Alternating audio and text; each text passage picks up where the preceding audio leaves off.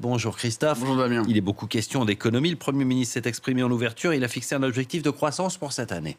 Un objectif de 5% de croissance, soit exactement le même que l'année dernière. En 2023, le pays était parvenu à dépasser cet objectif, atteignant 5,2% de croissance, si on en croit en tout cas les statistiques officielles qui sont souvent accueillies avec une certaine réserve par les économistes internationaux.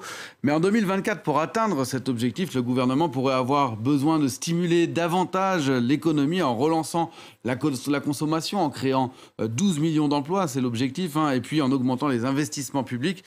On va écouter le Premier ministre Li Qiang.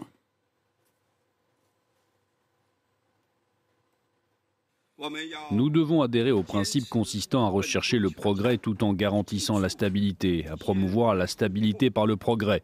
Toutes les régions et tous les départements doivent encourager la mise en œuvre de politiques permettant de stabiliser la croissance et l'emploi, tout en introduisant avec prudence des mesures de contrôle monétaire.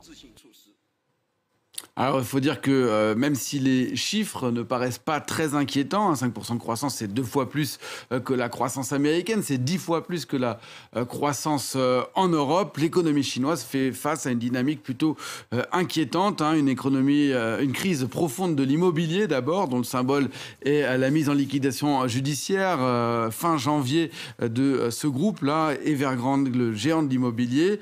Mais ce n'est que la face immergée de l'iceberg. D'autres groupes sont en difficulté. Les ventes immobilières, elles ont baissé de 60% en 2023. Le nombre de nouvelles constructions a été divisé par 2. Et puis, les habitants, eux, se sont appauvris puisque une grande partie de leur patrimoine provient de l'immobilier. Bref, cette crise, elle se répercute en cascade sur les ménages, sur la consommation des ménages également, sur les banques, le chômage des jeunes également en forte hausse. Et c'est pas le seul coup dur pour l'économie chinoise. Il y a aussi la faiblesse des exportations. Des exportations qui ont même baissé de près de 5% en 2023 en raison d'abord du ralentissement économique ici en Europe et puis aussi de la volonté des Européens, des Américains de s'affranchir de la dépendance face à la Chine pour diverses raisons, et notamment l'une d'entre elles, le réchauffement climatique.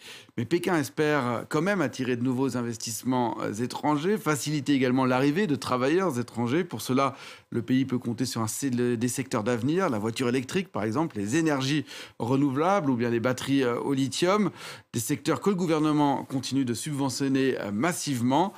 Avec pour but d'inonder le monde, ce qui d'ailleurs ne plaît pas toujours ici en Europe.